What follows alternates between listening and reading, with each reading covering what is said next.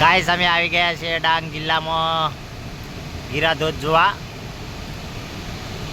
તો એટલું બધું પાણી પડે, ઝરણું બહુ મસ્ત પડે.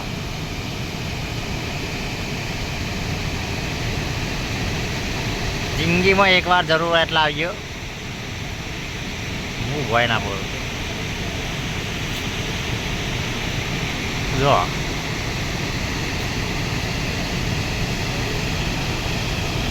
એકદમ વિડીયો ઉતાર લે ભાઈ, આપણો ફોટો પાડવાનો.